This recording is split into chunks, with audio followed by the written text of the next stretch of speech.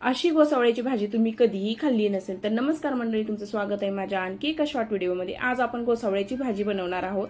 त्यासाठी कढई घ्यायची, कढईमध्ये 2 चमचे तेल ऍड करायचे। तेलामध्ये जिरं मोहरीची फोडणी द्यायची। जिरं मोहरीची खमंग फोडणी बसली की त्याच्यामध्ये कट करून घेतलेला लसूण आणि कट करून घेतलेला कांदा ऍड करायचे। कांदा आणि लसूण 2 मिनिटांसाठी परतून घ्यायचे। नंतर त्याच्यामध्ये कढीपत्ता ऍड करायचा आणि भिजवून घेतलेली तुरीची डाळ ऍड करायची। तुरीची डाळ आणि कढीपत्ता कांद्याबरोबर 2 ते 3 मिनिटं छान परतून घ्यायचे। कांद्यामध्ये कढीपत्ता वगैरे परतून झाला की नंतर त्याच्यामध्ये कट करून घेतलेली गोसावळी ऍड करायचे। गोसावळी पण कांद्याबरोबर 3 ते 4 मिनिटं आपल्याला परतून घ्यायचे।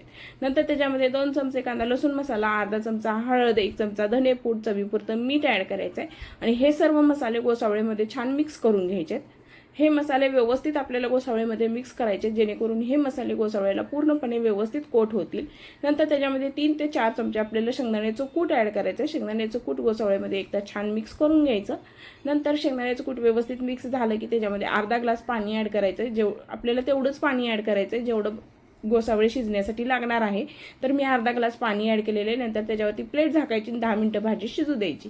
10 मिनिटात ही भाजी आपली तयार होते। भाताबरोबर, चपातीबरोबर, भाकरीबरोबर ही भाजी खूप छान लागते। शेवटी भरपूर अशी कोथिंबीर ऍड करायची। कोथिंबीर भाजीबरोबर छान मिक्स करून घ्यायची आणि ही भाजी आपली खाण्यासाठी तयार आहे। मी ही टिफिनसाठी बनवलेली होती। तुम्ही एकदा नक्की बनवून पहा आणि मला कमेंट करून सांगा माझ्या चॅनल